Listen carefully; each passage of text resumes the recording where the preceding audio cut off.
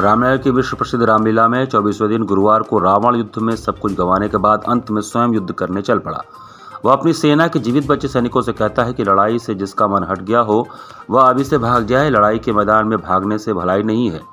मैंने अपनी भुजाओं के बल पर बैर को बढ़ाया है, इसका जवाब भी मैं स्वयं दूंगा। वह अस्त्र शस्त्र रथ आदि लेकर रणभूमि के लिए चलता है तो उसके सामने अपशकुन होने लगता है। वह उसको नजरअंदाज करके अहंकार के वशीभूत होकर चला जाता है।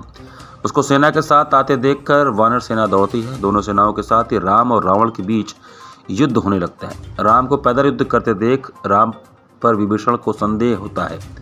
वह राम से कहते कि आप कैसे विजय प्राप्त करेंगे। तब राम उससे कहते कि सूरता और धैर्य जिस रथ के पहिए हैं, सत्यशील और दृढ़ता जिसकी ध्वजा पताका है, ज्ञान जिसका बल और इंद्रियों को जितना तथा परोपकार रथ के घोड़े हैं, जो क्षमा और दया रूपी रस्सी से जुड़े रहते हैं और ईश्वर का भजन उस रथ का चतुर्थ सारथी है। वैराग्य रूपी ढाल, संतोष रूपी तलवार, दान रूपी फरसा और बुद्धि रूपी धनुष हो, संयम और नियम हो, जहाँ अनेकों प्रकार के बल हैं, निर्मल और अचल मन, तर्कस है और ब्राह्मणों के चरण का पूजन कवच है, किसी उपाय से विजय प्राप्त करूंगा।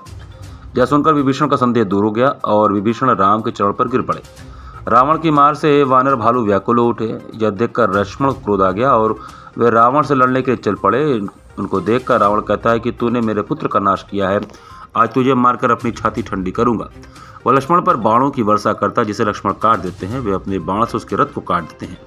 रावण मूर्छित होकर भूमि पर गिर पड़ता है। मूर्छा हटने पर वह लक्ष्मण पर ब्रह्मा की दी प्रचंड शक्ति का प्रयोग करता है, जिससे वह विकल होकर गिर पड़े। रावण उन्हें उठाने लगा लेकिन वह नहीं उठे। यह देखकर हनुमान दौड़ पड़े तो रावण उनकी छाती पर एक घूंसा मारा। वह घुटनों के बल पर रुक गया और संभल कर उसे एक घूंसा मारा तो वह मूर्छित होकर भूमि पर गिर पड़ा।